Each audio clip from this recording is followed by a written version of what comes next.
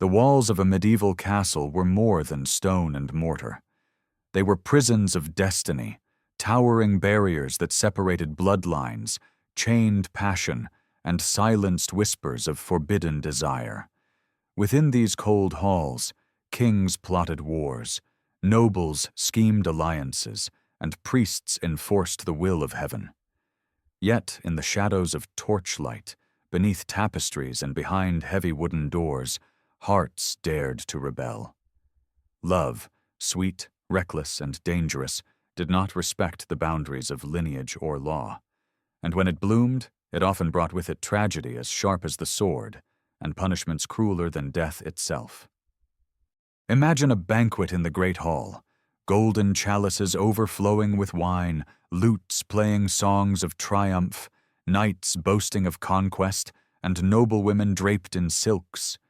But at the far edge of the table, two glances meet, a spark hidden beneath the pomp. A knight sworn to serve, a lady promised to another. In that brief moment, 1,000 years of law and faith collapse under the weight of a single heartbeat.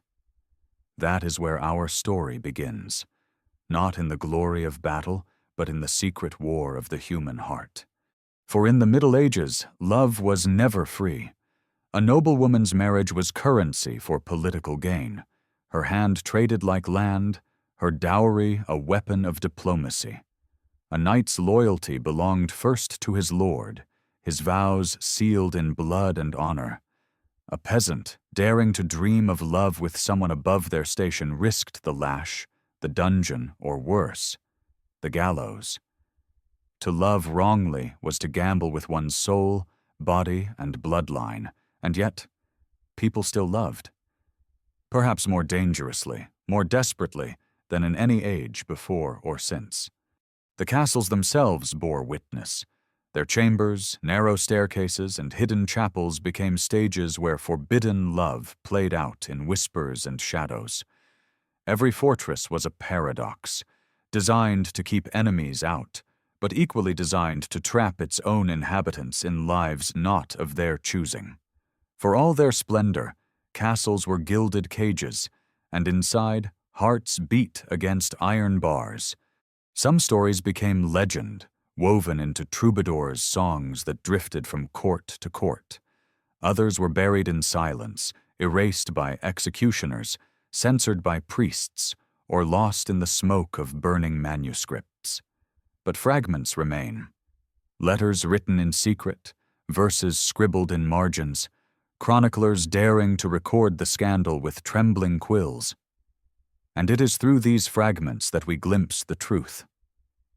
The Middle Ages were not only a time of war and faith, but of hearts that bled for love, even when the price was ruin. The power of these stories lies not just in their passion, but in their danger. To love in defiance of one's station or vows was to invite not only gossip, but divine wrath. The Church wielded authority over marriage, condemning illicit desire as in Lords crushed disobedience with brutal justice, and yet time after time, lovers chose defiance. They risked not only their reputations but their lives, proving that the heart's call is louder than the toll of any church bell. So we begin our journey into the forbidden. We will walk the echoing halls of monasteries where vows of chastity were broken by trembling hands. We will step into courts where queens and kings hid lovers behind veils of politics. We will wander through legends where knights and maidens drank love potions and sealed their doom. And we will discover how, despite walls of stone, iron laws, and the shadow of eternal damnation, the human heart still carved paths through the impossible. The castles still stand.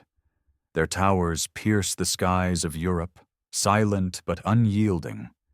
Tourists walk their halls, marveling at the architecture, photographing the battlements, whispering about ghosts. But if you stand long enough in the great halls, you may feel it, the lingering weight of secrets. The stones remember, the walls still whisper, and what they whisper is not only of war, but of love too dangerous to speak aloud. Here, in these very stones, the stories of forbidden love are carved, not in ink, but in silence, blood, and memory. And so we begin. In the Middle Ages, love was not measured in hearts, but in contracts, dowries, and the iron weight of bloodlines. To modern eyes, marriage seems the natural outcome of affection, yet in the medieval world, affection had little to do with it. Marriage was a tool, a sacred bond in the eyes of the Church, but also a weapon of politics, a ladder for ambition, and a safeguard for property.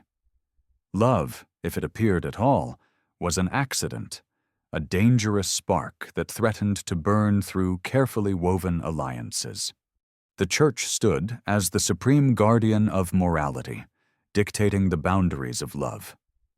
Priests thundered from pulpits about the sanctity of marriage, warning that lust outside its borders was sin, punishable not only in this life, but in the flames of the next. Marriage itself became a sacrament, binding souls together under divine law. To defy it was not merely to offend one's family, but to rebel against God. And yet, the very intensity of this condemnation only made forbidden love more intoxicating. To steal a kiss in the shadows was not only an act of passion, but of defiance against heaven and earth. Class, too, was a chain stronger than steel. A noblewoman could never dream of marrying a farmer's son, no matter how honest his heart or strong his arm. Her fate was sealed the moment she was born. Her hand promised to a baron, a duke, or perhaps even a king. Peasants were bound by similar chains, their marriages arranged to secure land, labor, and survival.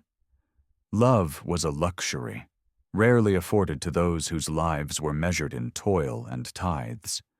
To step outside one's station was to risk humiliation, violence, or death. Consider the plight of the knight. Sworn to loyalty, bound by vows of chivalry, his life belonged not to his desires but to his lord. And yet, he was often placed in the company of noblewomen, ladies of the castle whom he served, protected, and adored from afar.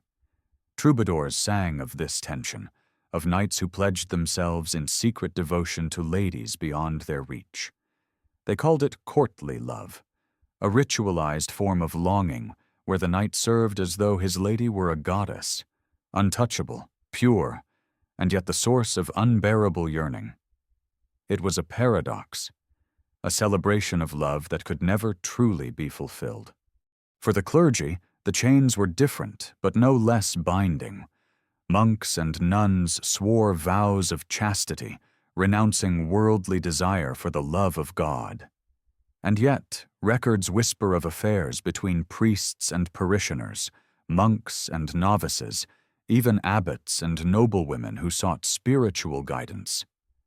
These were not mere rumors. Councils of the Church repeatedly condemned unholy unions, proof that the problem was far too common to ignore. Desire seeped through cloisters and chapels just as it did through castle walls. When love crossed these boundaries, of class, of religion, of vows, the punishment was often swift and merciless. Lovers could be flogged, exiled, or executed. Women accused of adultery were sometimes stoned or burned, their male counterparts beheaded or imprisoned.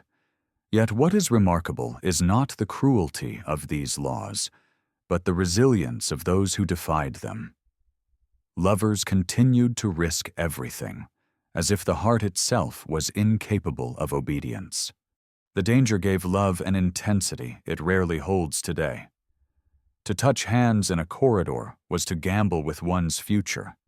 To whisper words of devotion was to risk excommunication. Every secret meeting was not just romance, it was rebellion. In such a world, love became sharper, more vivid, edged with the knowledge that it could end in ruin. Thus, forbidden love in the Middle Ages was not merely a private affair.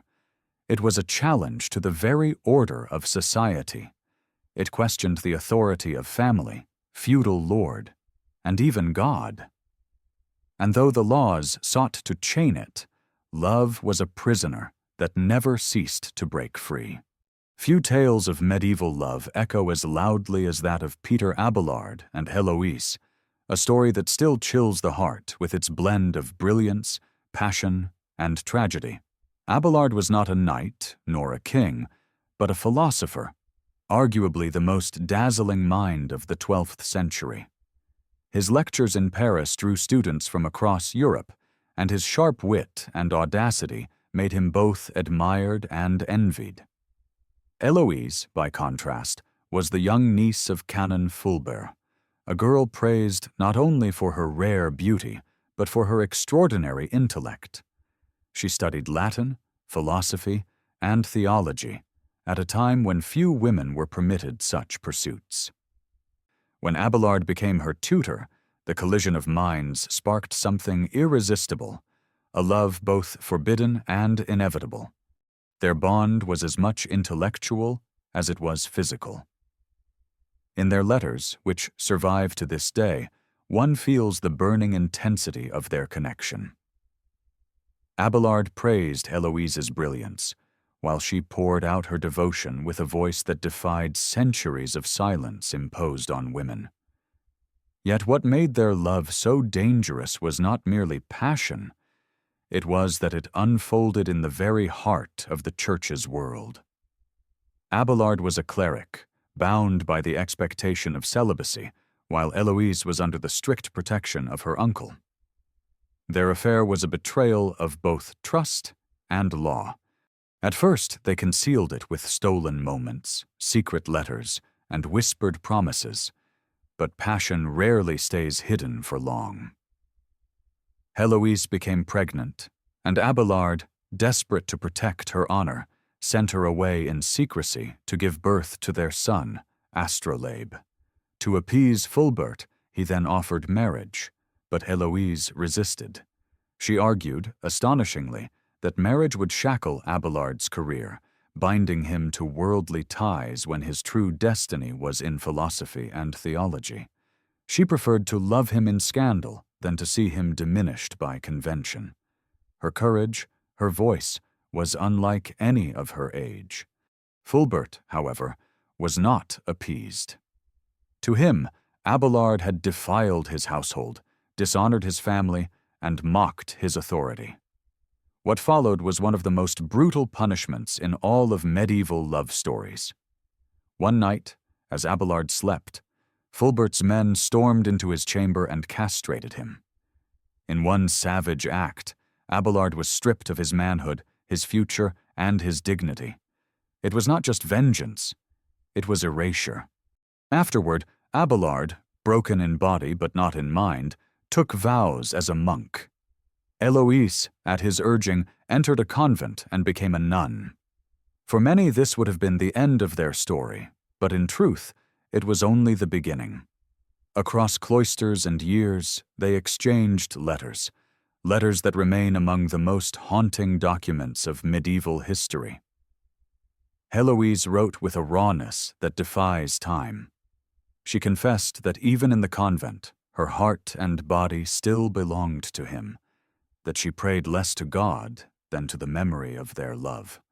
Abelard, torn between guilt and longing, urged her to find salvation in piety, though his words often betray his own lingering desire.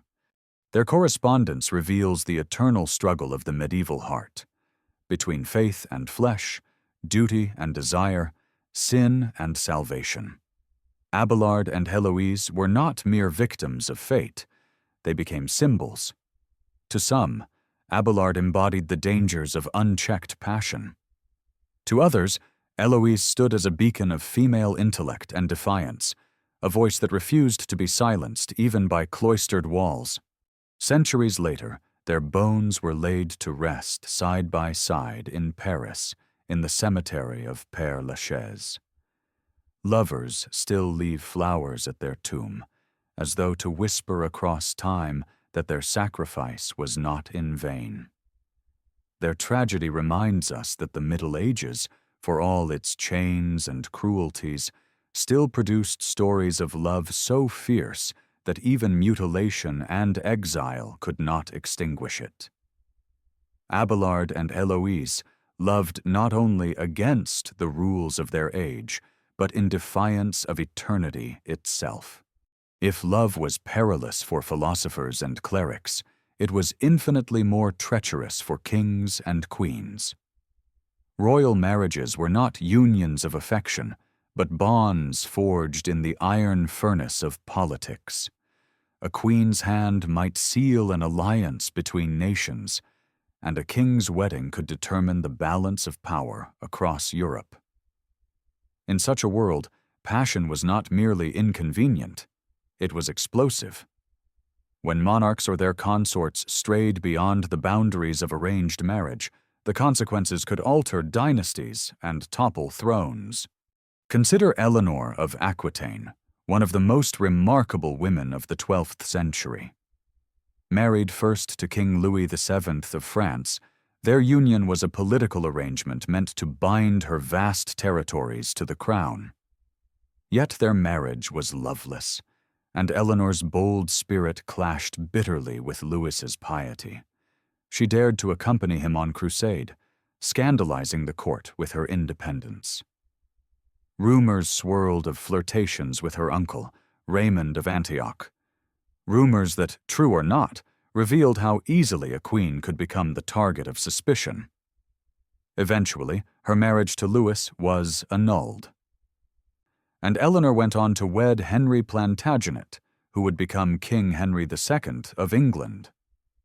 That second marriage burned with passion, but also with fury.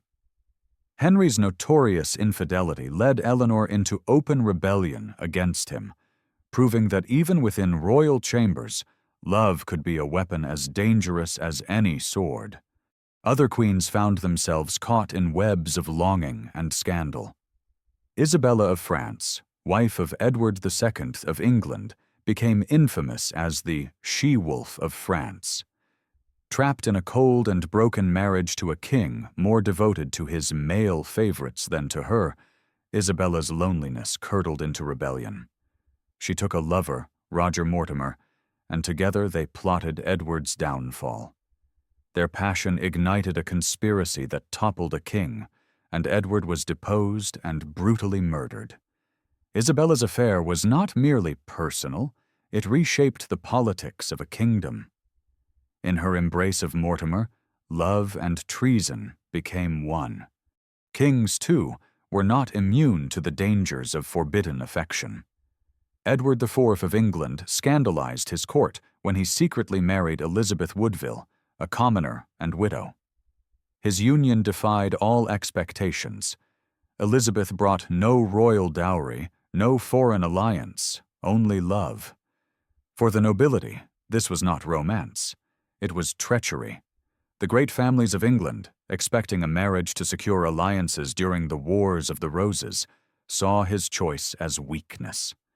That decision haunted Edward's reign and destabilized his dynasty, showing how even a king could not escape the peril of following his heart. Royal mistresses often wielded power equal to queens, and their influence bred envy, hatred, and violence. Agnes Sorel, mistress of Charles VII of France, was adored by the king but despised by courtiers. Her presence transformed the politics of the French court, and though she was beloved in song and painting, she died mysteriously in her prime. Perhaps poisoned, a fate not uncommon for women who loved too boldly. For queens, passion outside of marriage was particularly dangerous. Adultery was not only a sin, but an act of treason, as it threatened the purity of royal bloodlines. Anne Boleyn's tragic fate centuries later is the clearest example. But the Middle Ages abounded with lesser-known queens accused of betrayal and punished without mercy.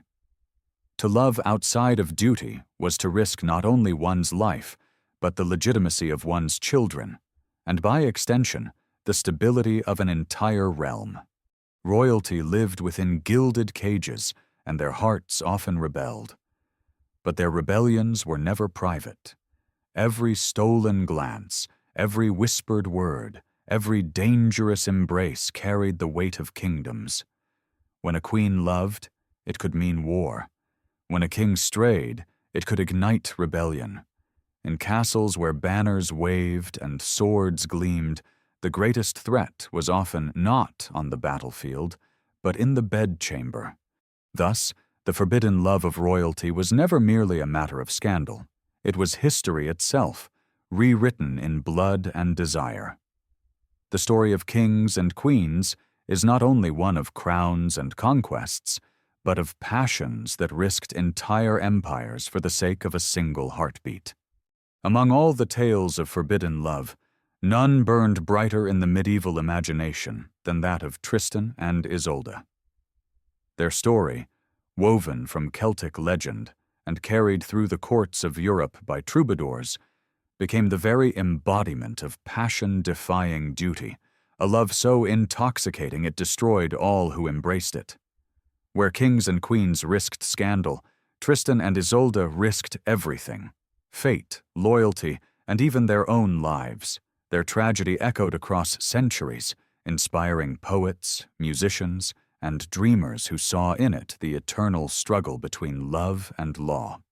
Tristan was no ordinary knight. A nephew of King Mark of Cornwall, he was celebrated for his courage, his honor, and his skill with both sword and harp.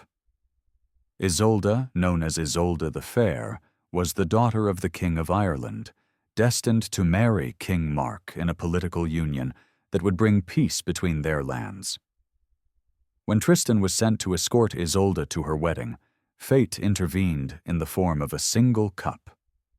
By accident, or perhaps by destiny, they drank a potion meant to ensure Isolde's devotion to King Mark.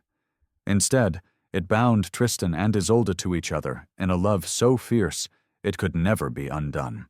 What followed was a dangerous dance of devotion and deceit. Tristan, torn between loyalty to his uncle and the consuming fire in his heart, tried to resist. Isolde, equally bound by duty and desire, wrestled with despair. Yet the potion coursed through them like fire in the veins. No vow, no prayer, no sword could sever the bond. They stole secret moments in gardens and chambers, speaking words of passion that could never be spoken aloud. But in castles where walls had ears and loyalty was currency, secrets rarely remained hidden for long. The affair was discovered, and the lovers were condemned. In one version of the tale, they fled into the wilderness, living like outlaws in forests and caves, surviving on roots and berries, yet finding in exile a strange kind of freedom. For a time, their love flourished in the shadow of exile, far from courts and crowns. But love in the Middle Ages could never escape judgment for long. Eventually, Tristan returned to King Mark's service, and Isolde was forced back into her role as queen. The fire between them did not fade. It only smoldered more dangerously beneath the surface. The end of their story is as haunting as it is inevitable. Tristan was wounded in battle, struck by a poisoned weapon. Knowing death was near, he sent for Isolde, believing only her healing hands could save him. A ship was dispatched, its sails to bear the message: white if Isolde was aboard, black if she was not. From his deathbed, Tristan watched the horizon with fading eyes. The ship appeared with white sails billowing in the wind. But his jealous wife, Isolde of the White Hands, lied and told him the sails were black. Despair crushed him, and he died believing his beloved had abandoned him. When Isolde the Fair arrived moments later, she found him lifeless. Stricken with grief, she collapsed upon his body, and there she, too, breathed her last. King Mark, devastated by their deaths, ordered them buried side by side. Yet the legend does not end in the grave.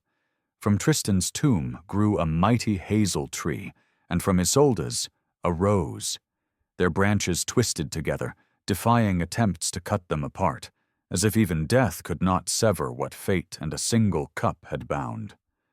The tale spread across Europe, becoming one of the great romances of the medieval age, rivaling even the legend of Lancelot and Guinevere. The story of Tristan and Isolde reveals not just the tragedy of two lovers, but the truth of medieval society, that love was often seen as a dangerous force, powerful enough to challenge kings, disrupt peace, and defy divine law.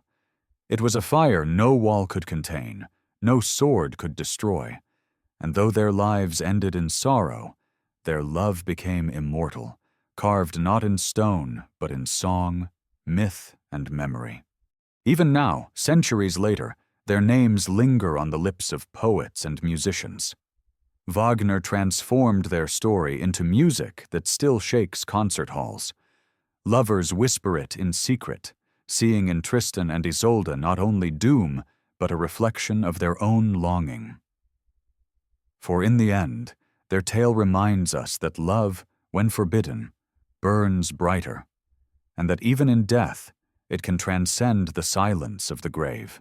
If the love of kings and queens risked kingdoms, and the love of Tristan and Isolde defied destiny, then the love between nuns and knights challenged the very heart of faith.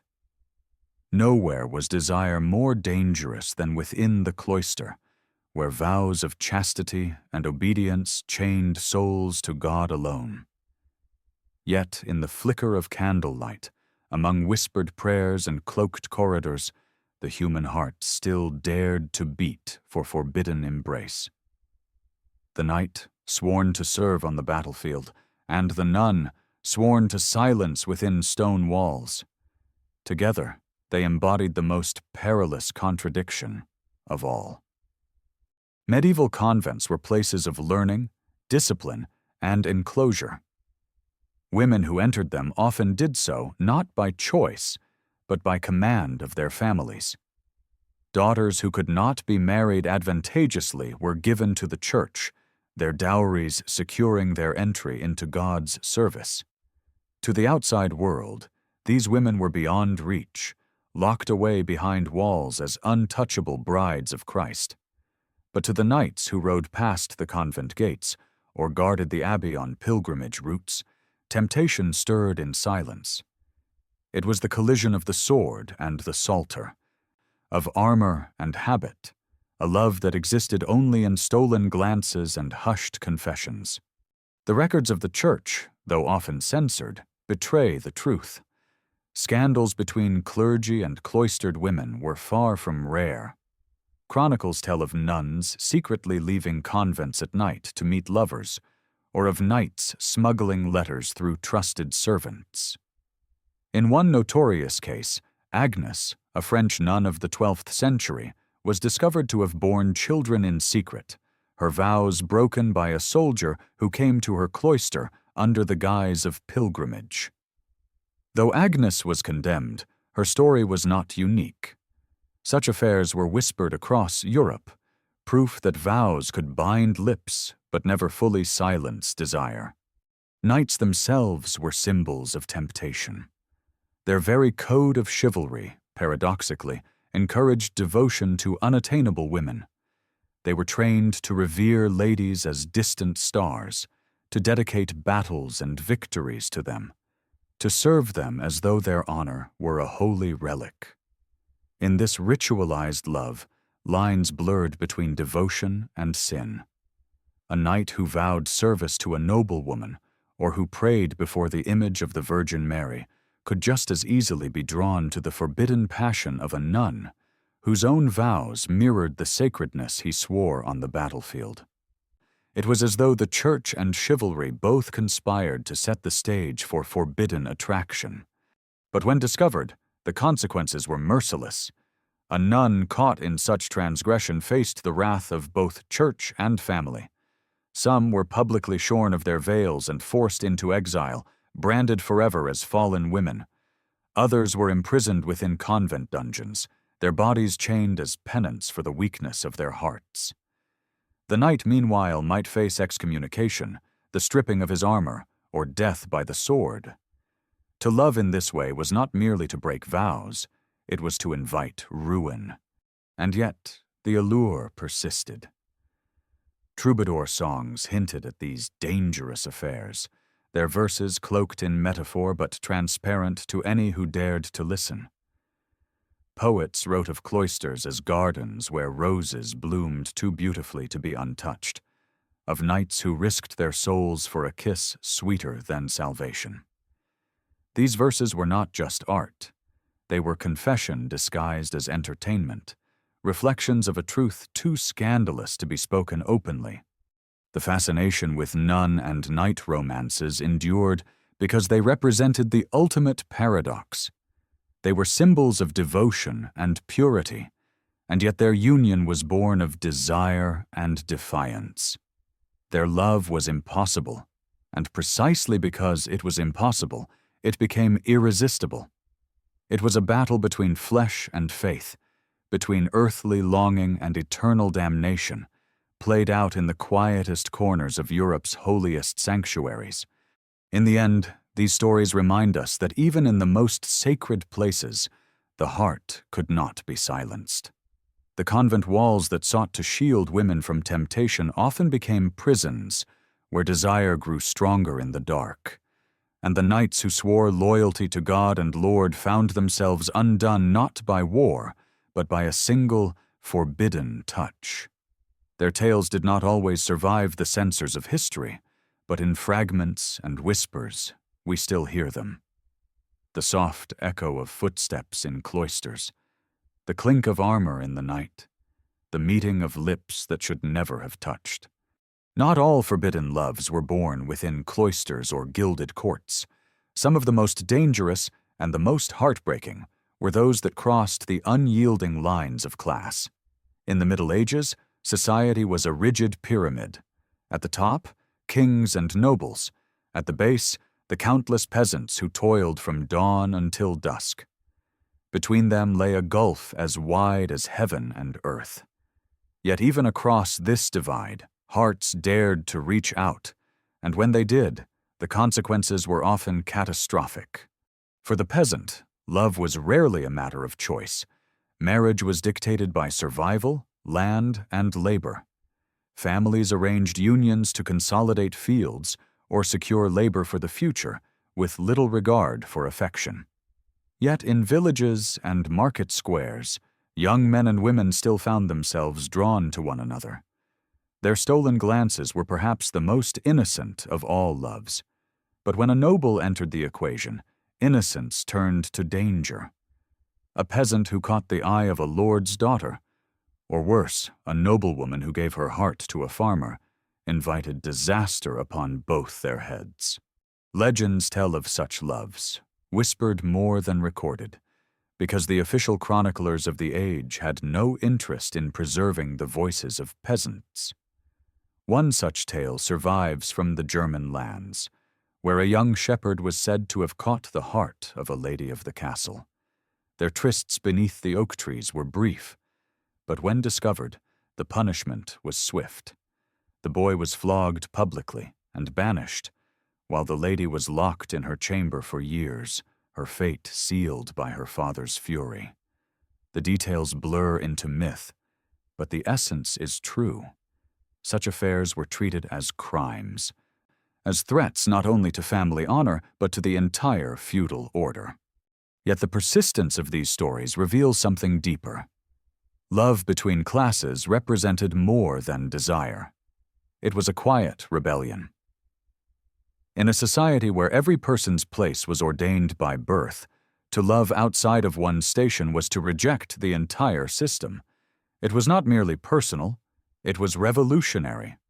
A serf daring to dream of a noble's affection was, in a sense, defying the will of both Lord and God. No wonder such romances so often ended in blood. Women of the lower classes faced particular peril. If a nobleman seduced or pursued a peasant girl, she had little recourse. Consent mattered little in the eyes of the law. The powerful often took what they desired, and the victim bore the shame. But when the roles were reversed, When a noblewoman loved a peasant, it was seen as contamination, a stain on bloodlines that could not be tolerated. Her punishment was almost always harsher than his, for she had defied both her family's honor and the rigid laws of inheritance. Still, not all such stories ended in despair. Folklore from England speaks of a miller's daughter who won the heart of a knight. He disguised himself as a peasant to live among her people, and though their fate is uncertain, the tale survived as a symbol of hope that love might sometimes conquer the chains of class. Troubadours, too, occasionally sang of shepherds and ladies, crafting verses that elevated simple love above the grandeur of courts. These were dangerous songs, for they hinted that nobility lay not in blood, but in the purity of affection. Rebellion of the heart could also spark rebellion of the body.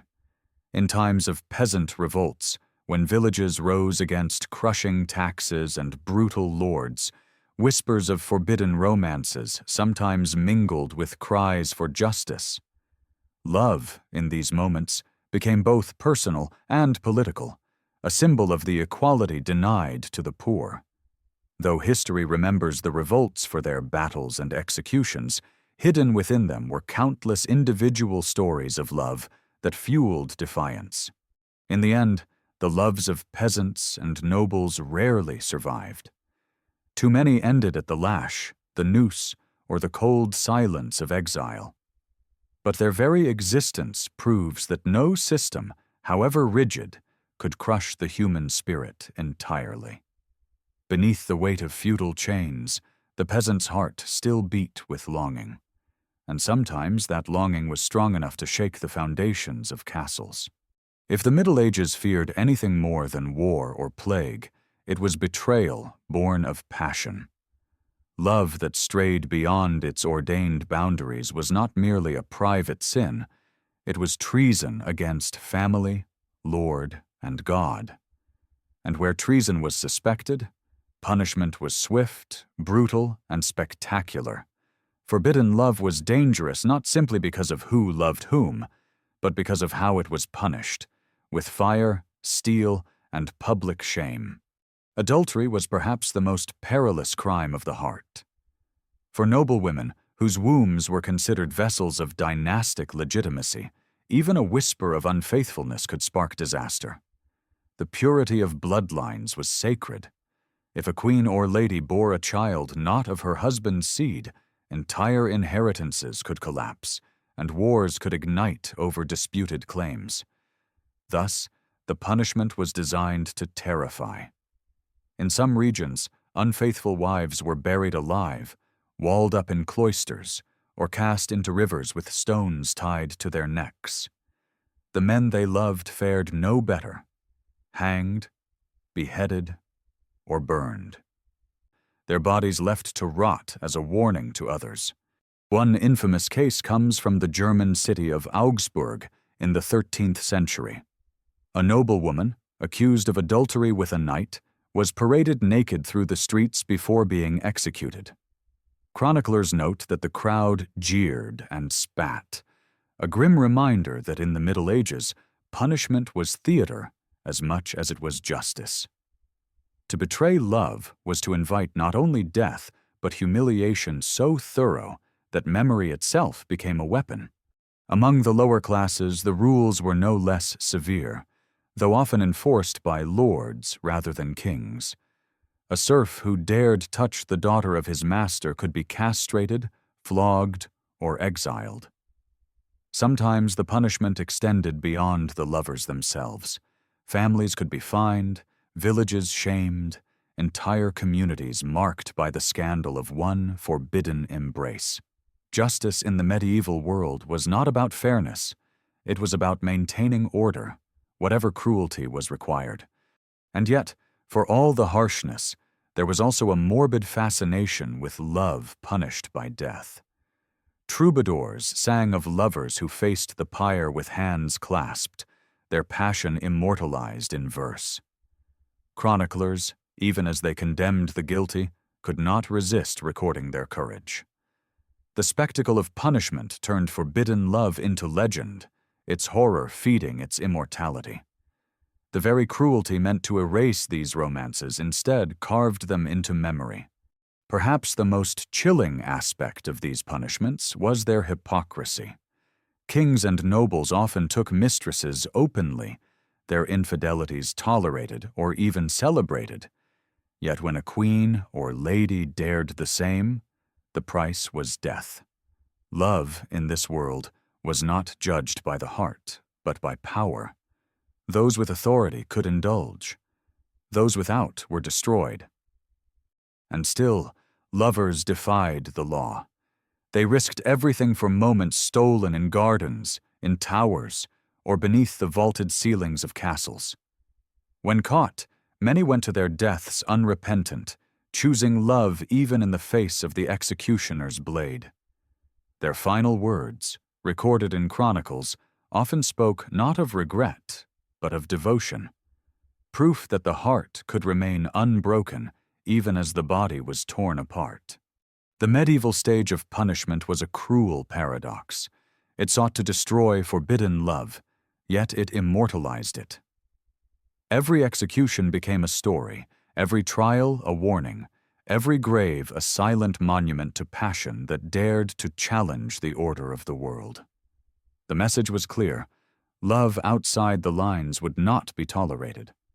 But the hearts of lovers, even in their final moments, whispered another truth: that some loves are worth dying for. If swords enforced the law and priests guarded the soul, then troubadours guarded the heart. These wandering poet-musicians roamed the courts of medieval Europe, carrying with them verses of longing, scandal, and devotion.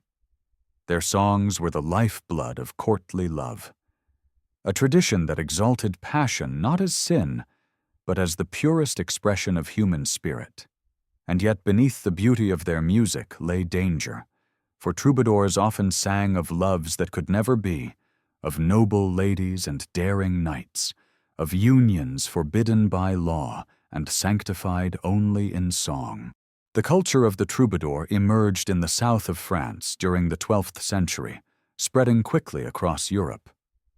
Their art gave voice to what could not be spoken aloud. In courts where queens and princesses were watched by 100 eyes, troubadours sang of their secret admirers. In halls where marriages were bound by politics, songs dared to imagine unions born of desire. A single verse, carried on the strings of a lute, could pierce the silence of stone walls more sharply than any blade. Courtly love was a paradox, and the troubadours reveled in it. Knights dedicated their service to ladies beyond their reach, vowing loyalty more sacred than marriage itself. The lady, in turn, might accept her admirer's devotion in silence, her glance alone granting him honor. Yet the relationship, by its nature, was never meant to be consummated. Or if it was, it could only exist in secrecy. In this delicate dance, love became both a cage and a liberation, as dangerous as it was intoxicating. Through these songs, forbidden love became art.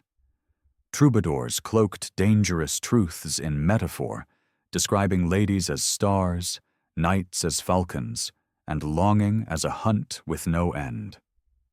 Listeners knew the codes, understood the glances exchanged between lines. A queen might smile at a verse that secretly honored her. A knight might hear his own story sung back to him, hidden in allegory. What could not be declared openly was thus immortalized in poetry. But troubadours were not immune to the risks of their craft. A careless song could spark scandal or ruin reputations.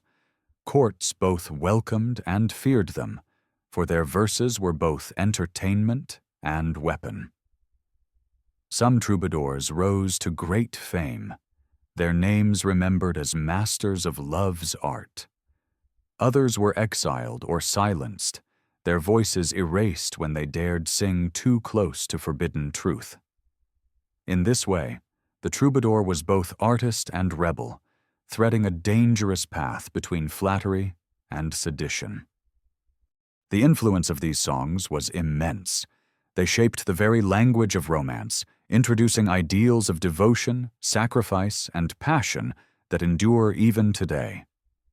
Without troubadours, the legends of Lancelot and Guinevere, of Tristan and Isolde, might never have spread so widely.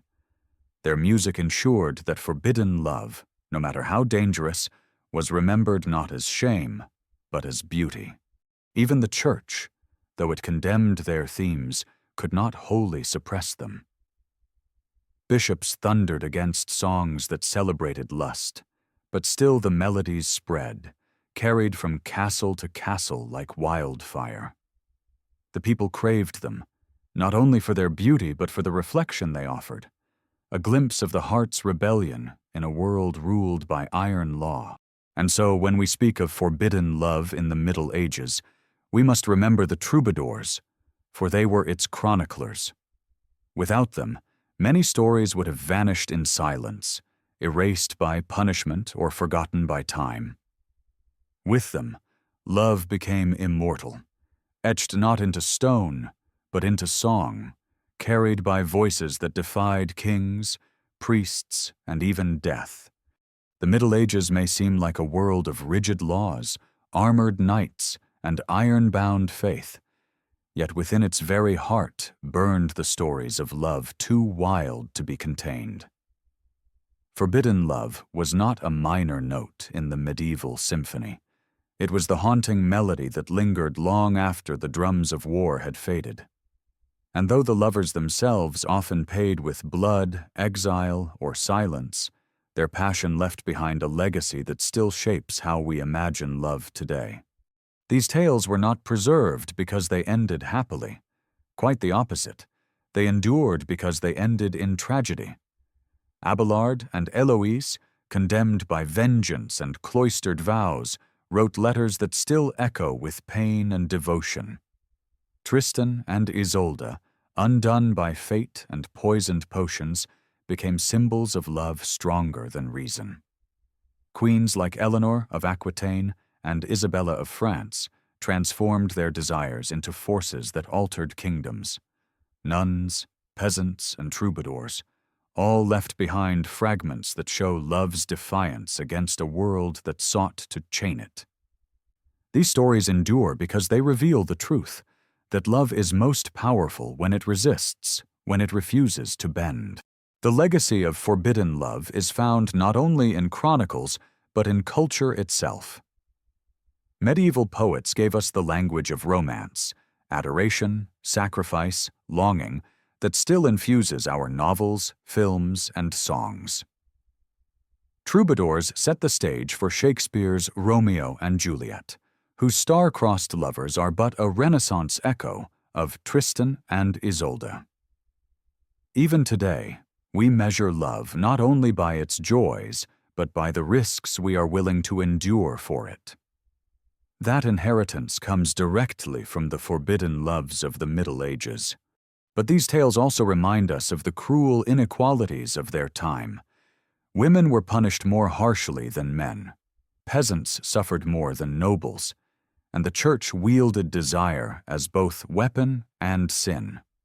The lovers' pain was real, their deaths often public, their punishments intended to terrify. And yet from those ashes rose something eternal, the proof that no authority, be it king, priest, or executioner, can wholly conquer the human heart. When we walk today through ruined castles, cloisters, and graveyards, we are walking among ghosts, not only of soldiers and saints, but of lovers who whispered beneath stone arches, who carved initials into wooden beams, who dared to meet in gardens after midnight. Their voices are gone, but their stories remain, carried in legend, song, and the very stones that once imprisoned them. The walls tried to silence them, but instead they became storytellers of their own. In a way, forbidden love is the most medieval of all themes, because it embodies the eternal tension between freedom and order. The Middle Ages sought to cage love within duty and faith, but love defied both. That defiance, though it often ended in suffering, was also a form of courage. To risk everything for passion was to declare, however briefly, that the heart is greater than the world that seeks to bind it. And so the legacy of these stories is twofold. They warn us of the dangers of control, of what happens when love is chained by politics, law, or fear. But they also inspire us with their defiance, showing that even in the darkest of ages, the heart still dared to burn. The castles remain, their stones scarred by time.